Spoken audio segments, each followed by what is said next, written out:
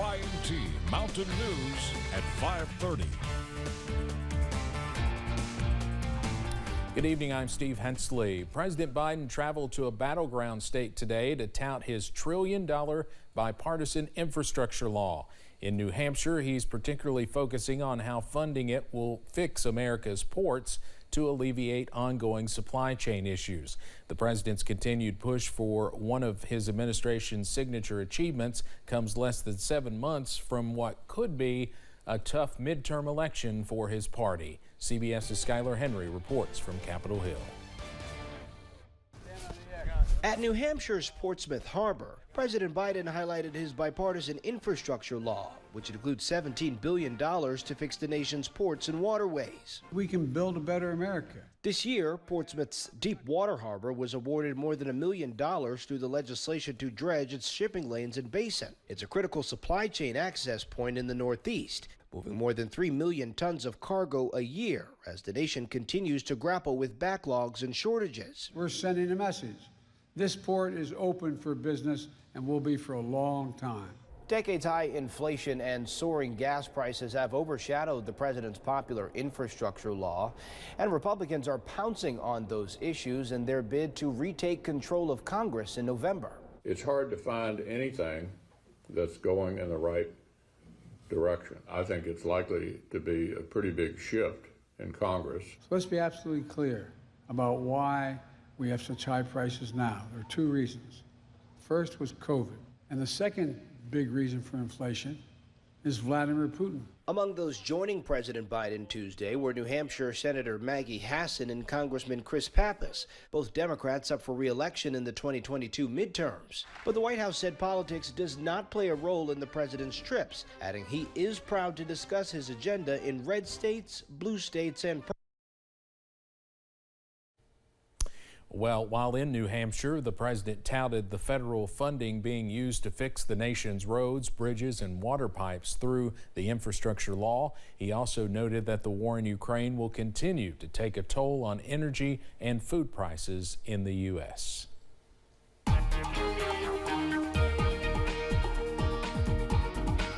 Well, you may have enjoyed the return of sunshine as we went through this afternoon. The only issue is you stepped outside and thought, I need to go get the coat, because it remains well below average this afternoon as we turn it to evening. On camera at UVA-wise, a brisk 25 degrees below normal right now, where we're sitting at 45 with just a few high clouds out there. Reminder, we should be at 70 this time of year. As we head on out to Interstate 75 at London, all is quiet as well. Blue sky out there at the moment. Plenty of calm weather. Temperatures, though, chilly. Low 50s around the region at this hour. Some of the reporting stations out there are just a little too chilly, almost frozen. Not really, but you get the point. Into the, with winds sustained between 5 and 10 miles per hour right now, gusting at times to 20, so it's felt even colder at times. We've kept the clouds mostly at bay. Along and north of the Mountain Parkway, we've seen a few of those fair weather clouds increasing, but we should be in good shape as we head through the nighttime hours. Keep that WYMT weather app handy tonight, because we've got frost and freeze alerts in effect for everybody as we look to drop into the mid-30s and even lower in some spots. I've got the very latest, though, on when we can expect much warmer temperatures coming up in just a few minutes. Steve? Evan, thank you. A scary drive to work this morning for some folks just to our south in Campbell County, Tennessee. A rock slide made roads dangerous along Interstate 75. There's a look from above. Quite a scene there. The rock slide happened just 5 miles away from the Tennessee-Kentucky state line. MyTDOT posted these pictures on Facebook. They wanted drivers to use extreme caution, especially with possible backups during peak travel times, and I'm sure there will be there along busy I-75. As supply chain issues continue to affect the global economy, federal officials are looking to ease some of the problems at our ports. But as WYMT Washington News Bureau reporter Kristen Casper explains, there might be more at play than the pandemic and worker shortages. Ports, America's gateways to goods and economic opportunity. But when there's trouble at the terminal, it can have repercussions that stretch across the nation. And that's what we're seeing now.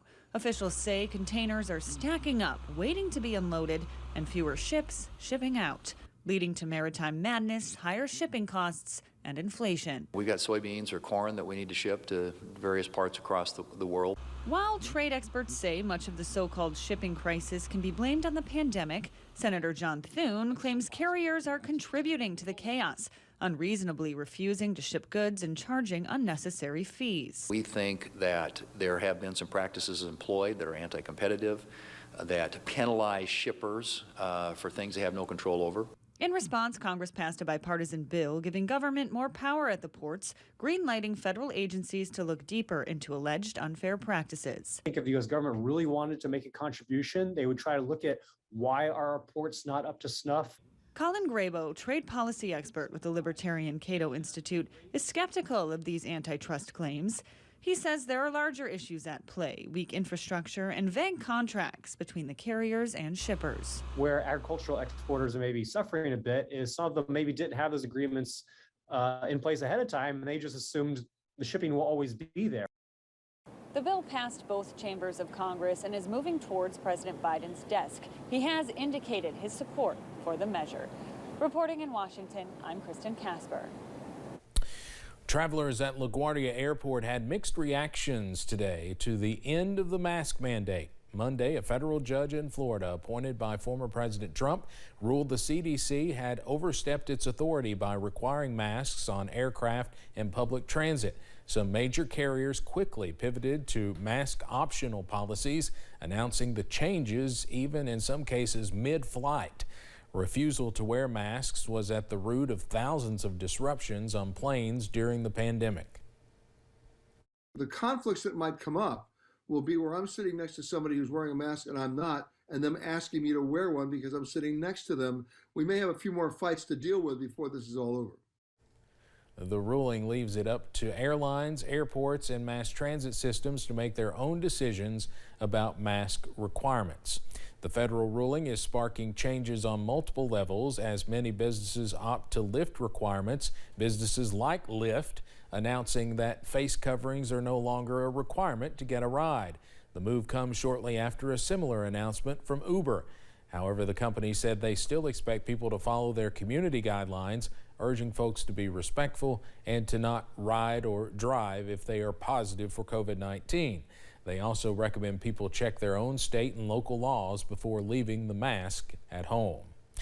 It is the first time in 2 years that passengers on planes, trains, and buses can take their masks off. Jim Stratman was out at Bluegrass Airport in Lexington talking to passengers there about the choice. Soon these signs will go away. Masks are no longer enforced here at Bluegrass Airport. A federal judge struck down the CDC's mask mandate on public transportation, citing that the agency overstepped its reach. Now the choice on whether to mask will go to specific businesses or each individual person. And really, we've already been seeing that out here at Bluegrass Airport. It's been a mixed bag when it comes to passengers and even staff members. Some of them wearing those masks, some of them not. Yeah, I mean, that just doesn't really bother me. It's kind of nice to not have to go through long flights with a mask, because sometimes it's just, you just get uncomfortable, but it's not the end of the world, so. Some travelers told me that for them, the masks never were the end-all be-all. For them, the important thing was making sure they got where they were going on time. I would say just flight times, if anything, has probably been the worst part about the whole thing, but I mean, it's been manageable, like mask or no mask. I really haven't had a big issue with that. But other travelers told me that this removed a sense of security. Because I think it's the right thing to do. Better safe than sorry. But I said, well, whatever situation, I'm still going to wear my mask. At least at the airports. Bluegrass Airport officials say that the signage referring to mask requirements will soon go away, but things like hand sanitizer stations will more than likely stick around. As Jim Stratman reporting. The Louisville Zoo will celebrate Earth Day on Sunday, April 24th with an $8.25 general admission plus free parking. The day will also feature activities to celebrate sustainability. Patrons can learn more about the zoo's conservation efforts and visit eco-themed exhibitors. Earth Day 2022 is the highlight of the zoo's Party for the Planet, a month-long celebration of the Earth in April. The 2-year hiatus is in the past, and thunder over Louisville is moving forward. This year, you'll see UPS flying its Boeing 767 and a celebration for the 75th anniversary of the U.S. Air Force. There will also be a drone show over the 2nd Street Bridge in Louisville. This show took 5 years to plan and even included discussions with the Pentagon. Thunder over Louisville is set for this Saturday, April 23rd. Coming up on Mountain News at 5:30, rent is on the rise and finding an available apartment or home is a challenge for many. We get an expert's tips on negotiating with your landlord. And it's getting even warmer as we head through the rest of the work week. The very latest details are on the way next. WYMT News app offers alerts on breaking stories as they happen, customized to the categories you choose.